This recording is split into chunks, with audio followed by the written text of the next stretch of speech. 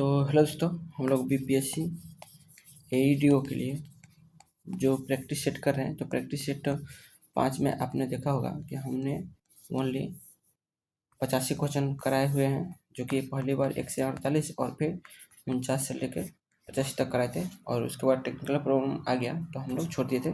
तो आज हम लोग 86 से 100 तक करेंगे। तो चलिए शुरू करते हैं। देखिए, पहला क्वेश्चन है कि इंडियन एसोसिएशन के संस्थापक कौन थे। इंडियन एसोसिएशन के संस्थापक आपको पता है कि देखिए दादा भाई नौरोजी ये क्या थे। तो ये न्यू नहीं बल्कि उसको ईस्ट बोला जाता है, ठीक है। ईस्ट इंडियन एसोसिएशन के संस्थापक थे, ठीक है। ईस्ट, इसमें ईस्ट जुड़ जाएगा तो हो जाएंगे दादा भाई नौरोजी। लेकिन बोला है इंडियन एसोसिएशन, तो ये इसमें ना ही ये बाला गंगाधर तिलक, ये तो होम रूल के थे, ठीक। होम रूल ये कांग्रेस के संस्थापक माने जाते हैं। तो इनमें से कोई नहीं, क्योंकि इंडियन एसोसिएशन के संस्थापक सुरेंद्र नाथ बनर्जी और आनंद मोहन बोस थे, ठीक। ये थे, तो ये आपका आंसर हो जाएगा। इल्बर्ट बिल विवाद किस वायसराय के काल में हुआ था। तो ये हुआ था, इसको इल्बर्ट विवाद को श्वेत विद्रोह भी बोला जाता है, ठीक है। श्वेत विद्रोह भी बोला जाता है। यही होता है लॉर्ड रिपन के 1883 ईस्वी में, क्योंकि लॉर्ड रिपन ने क्या किया था, बोला था कि जो ब्रिटिश नागरिक हैं, अंग्रेज नागरिक, उनकी सुनवाई भारतीय जज भी कर सकते हैं। तो इस वजह से उनको इस बात का ठोस पहुंच गया कि ये हमारे गुलाम है और ये गुलाम होकर हमारी सुनवाई करेंगे। इस वजह से उनको ठोस पहुंचा, तो उसका बहुत विरोध हुआ था, ठीक है। और फिर वापस लेना पड़ा था इसको। बिहार में 3 कट्ठिया प्रथा के तहत कितने भूमि पर नील की खेती करना अनिवार्य था। तो 3/20। आपको पता है कि 20 कट्ठा में 3 कट्ठा नील की खेती करना था। और नील की खेती से क्या होता है कि भूमि बंजर हो जाती थी, इसलिए लोग इसका विरोध किए थे। और वहीं हुआ था चंपारण सत्याग्रह, ठीक है। यही वाला है चंपारण सत्याग्रह वाला, ठीक, जो महात्मा गांधी ने किया था। और महात्मा गांधी को कौन बुलाया था, तो बुलाया था राजकुमार शुक्ल ने, ठीक है। और पूछा जाता है कि चंपारण सत्याग्रह में महात्मा गांधी को किसने बचाया था। तो बख्त मियाँ ऐसी कुछ नाम है। उन्होंने, मतलब मुस्लिम थे, बख्त मियाँ, उन्होंने ही महात्मा गांधी को बचाया था। तो कभी आपका, मैंने जब हिस्ट्री करा तो उसमें मैंने बताया है बख्त मियाँ ही नाम है शायद। तो आप लोग एक बार देख लीजिए किसने बचाया था। वो पूछ लेता है तो बहुत लोग को पता ही नहीं होता है, क्योंकि चंपारण सत्याग्रह सबको पता होता है, लेकिन महात्मा गांधी को किसने बचाया था, तो बचाया था बख्त मियाँ ने।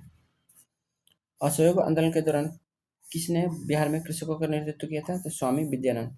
ये असल में विशेषकर मधुबनी और दरभंगा के क्षेत्र में किया था, ठीक है, असहयोग आंदोलन। तो ये हो जाएगा। सत्यार्थ प्रकाश की रचना किसने की, तो ये किया था स्वामी दयानंद सरस्वती। इसी में बोला गया था वेदों की ओर लौटो, ठीक है। तो ये हो जाएगा। भारत में प्रथम जनगणना किस वर्ष हुई थी, तो ये 81 में नियमित हुआ था। 1872 में था, लॉर्ड मेयो के समय, ठीक है, लॉर्ड मेयो के समय। अब देखिए बिहार जनगणना से संबंधित मैंने दिया है। तो देखिए कुल जनसंख्या कितनी है बिहार की, तो 10.41 करोड़। ये विश्व में भारत के में कितना स्थान है, तो तीसरा है जनसंख्या के हिसाब से। और जनसंख्या घनत्व कितना है, तो 1106 किलोमीटर। और प्रथम स्थान है जनसंख्या घनत्व में। दशकीय वृद्धि दर कितना है, तो 25.4%। और ये 2011 की है, ठीक है। और इसका स्थान कौन है, छठा स्थान। लिंगानुपात 918 है पर 1000 में। न्यूनतम साक्षरता वाला जिला पूर्णिया है, सर्वाधिक साक्षरता वाला रोहतास है। इतिहास में भारत में पहली बार जनगणना 1872 में लॉर्ड मेयो के काल में हुई थी, लेकिन पहली नियमित 1881 में लॉर्ड रिपन के समय हुआ था। महान विभाजक वर्ष किसे बोलते हैं, 1921 को कहा जाता है, क्योंकि इस दौरान जनसंख्या वृद्धि दर ऋणात्मक में गई थी, ठीक है। सर्वाधिक जनसंख्या घनत्व वाला केंद्र शासित प्रदेश दिल्ली है। न्यूनतम जनसंख्या घनत्व वाला राज्य अरुणाचल प्रदेश, 17 व्यक्ति पर स्क्वायर मीटर है, ठीक है। जबकि बिहार का कितना है, 1106 व्यक्ति पर स्क्वायर मीटर, ठीक है। भारतीय राष्ट्रीय कांग्रेस क्या प्रथम मुस्लिम अध्यक्ष कौन थे? तो प्रथम मुस्लिम अध्यक्ष बदरुद्दीन तैयबजी थे। वेदों की ओर लौटने का नारा किसने दिया था? तो स्वामी विवेकानंद ने, नहीं, स्वामी दयानंद सरस्वती ने दिया था। ठीक है। शारदा एक्ट किससे संबंधित है? तो ये बाल विवाह से था। ठीक है। इसी में 18 वर्ष किया गया था। 14 वर्ष से बढ़ाकर लड़कियों की शादी 18 वर्ष कर दिया गया था। किस अधिनियम के द्वारा भारत में द्वैध शासन प्रारंभ किया गया था? तो द्वैध शासन 1919 के अधिनियम में। ठीक है। और 1935 में क्या किया था? तो 1935 में प्रांत से द्वैध शासन हटा के केंद्र में लागू किया गया था। कितना? 1935 में। लेकिन बोला इसे डायरेक्ट पूछा है कि किस अधिनियम के द्वारा भारत में द्वैध शासन, तो ये हो जाएगा 1919। मौर्य काल में सीता से क्या तात्पर्य है? तो सीता से राजकीय भूमि से। ठीक है। मौर्य काल में राजकीय भूमि को सीता बोला जाता है और इसकी देखभाल को करने वाले या इस भूमि को करने वाले को सीताध्यक्ष बोला जाता था। सीताध्यक्ष। ठीक। निम्न में कौन एक स्थलरूप देश है? तो स्थलरूप यहाँ बोलिविया है। ठीक है। और ये किसका है? तो बोलिविया आपको पता है ये दक्षिणी अमेरिका का है। दक्षिणी अमेरिका का है। और दक्षिण अमेरिका में दो ही देश हैं जो स्थलरूप है। कौन? एक बोलिविया है, एक पराग्वे है।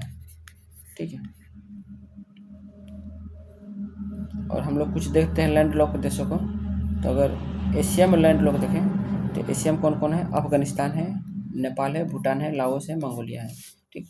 लाओस दक्षिण पूर्व एशिया का एकमात्र स्थलरूप देश है। ठीक। दक्षिण पूर्वी एशिया का एकमात्र राष्ट्र। ठीक है। एशिया तो कजाकिस्तान। देखिए एक बार जान लीजिए कि कजाकिस्तान सबसे बड़ा स्थलरूप देश माना जाता है। ठीक है। विश्व का सबसे बड़ा स्थलरूप देश माना जाता है।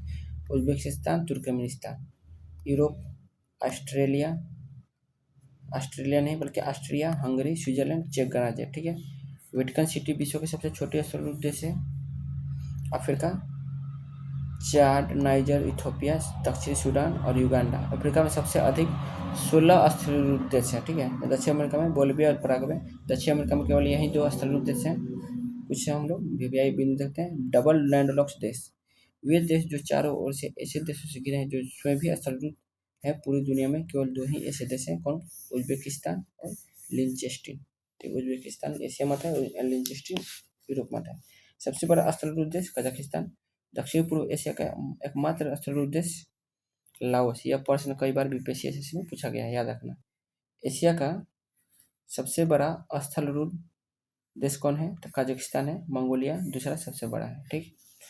याद रखना। ठीक। उत्तरी अमेरिका और ऑस्ट्रेलिया महाद्वीपों में एक भी स्थलरूप देश नहीं है। ठीक। दक्षिण अमेरिका के लिए बस बीपी याद रखें।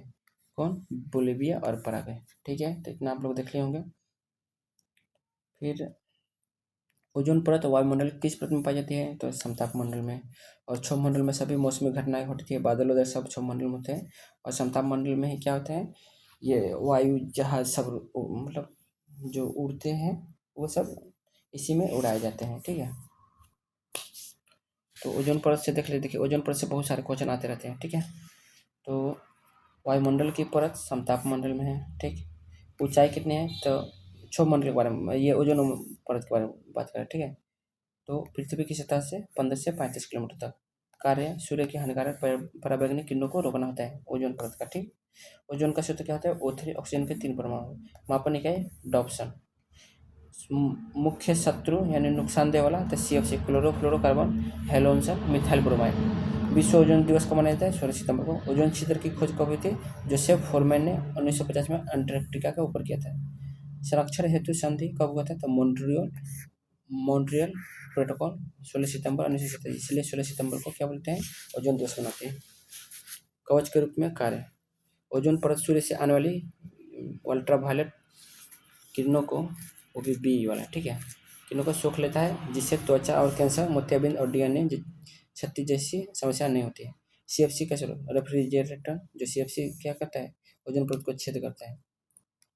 Refrigerator, air conditioner, spray can, जो हम लोग AC यूज करते हैं, फ्रिज यूज करते हैं, स्प्रे कैन, अग्निशमन यंत्रों से निकलने वाली गैसें ओजोन परत को पतला कर देती है। ओजोन छेद, यह वास्तव में कोई छेद नहीं बल्कि ओजोन परत की मोटाई को बहुत कम हो जाना ही ओजोन छिद्र बोला जाता है, ठीक है। अंटार्कटिका के ऊपर यह सबसे स्पष्ट देखा गया है, ठीक है।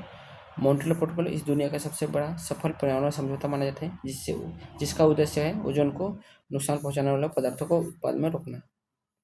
देखिए परीक्षा से पूछा, द किगाली संशोधन 2016 यह मॉन्ट्रियल प्रोटोकॉल का एक संशोधन है जिसका उद्देश्य HFC हाइड्रोफ्लोरोकार्बन के उपयोग को धीरे धीरे कम करना है। बैड ओजोन, क्षोभमंडल में पाए जाने वाले ओजोन को बैड ओजोन कहते हैं क्योंकि यह प्रदूषण फैलाती है और स्वास्थ्य के लिए हानिकारक होती है, ठीक। लेकिन ओजोन में भी बैड होता है, मतलब हर चीज़ में गुड और बैड होता है। गुड ओजोन, समताप मंडल वाली ओजोन गुड ओजोन होते हैं क्योंकि यह जीवन की रक्षा करती है, ठीक है। तो आप लोग को समझ में आया होगा। फिर हमारा एक क्वेश्चन है, 2 क्वेश्चन और बचा है। मानव शरीर की सबसे बड़ी ग्रंथि कौन है? तो यकृत है। और दूसरी सबसे बड़ी ग्रंथि को माने बोले तो अग्नाशय है, ठीक। और आपको पता होना चाहिए यकृत क्या करती है? तो विषाक्त रहित करती है, ठीक है। जितने भी दारू और पीते हैं ना, तो ये सब यकृत ही उस दारू को ख़त्म करती है, जो भी उसमें जहर होता है उसको सब ख़त्म करती है। तो जहरीले चीज़ों को ख़त्म करने का काम यकृत ही करती है, ठीक है। और यही पीतरस का निर्माण करती है, ठीक है। थायराइड आपको पता है, इसमें थायरॉक्सिन हार्मोन बनता है, ठीक है। विश्व का सबसे बड़ा द्वीप कौन सा है? तो सबसे बड़ा द्वीप ये ग्रीनलैंड है, ठीक है। और ये न्यू गिनी दूसरी हो जाएगी, ठीक है। और ग्रीनलैंड आपको पता है कि ये अगर भौगोलिक रूप से देखें तो ये उत्तरी अमेरिका का क्षेत्र है, ठीक है। उत्तरी अमेरिका का क्षेत्र है, लेकिन ग्रीनलैंड में किसका आधिपत्य है, मतलब किसने कब्जा किया हुआ? तो डेनमार्क ने, ठीक है। राजनीतिक रूप से डेनमार्क के अंडर में है, लेकिन भौगोलिक रूप से उत्तरी अमेरिका का है। मेडागास्कर ये विश्व में चौथा आता है, ठीक है। और ये न्यू गिनी दूसरा, याद रखिएगा, ठीक है। तो आपको पढ़ के कैसा लगा? आपको अपना कमेंट में ज़रूर बताइएगा, और अच्छा लगा हो तो लाइक, और नहीं सब्सक्राइब करें तो सब्सक्राइब कर लेना। बाकी देखने के लिए आप लोग को बहुत बहुत धन्यवाद, ठीक। तो इसी तरह मैंने सभी 1 से 100 क्वेश्चन करा दिए, और सभी 100 क्वेश्चन में मैंने इस तरह जो आप देख रहे हैं, इस तरह मैंने पूरा डिटेल के साथ इसको बताया हुआ है, ठीक है। इस तरह तो आप लोग ज़रूर देख लेना, आपको देखने में बहुत मज़ा आएगा और आपका जीके में बूस्ट और इम्प्रूवमेंट बहुत होगा। तो आज के लिए बस इतना ही, धन्यवाद।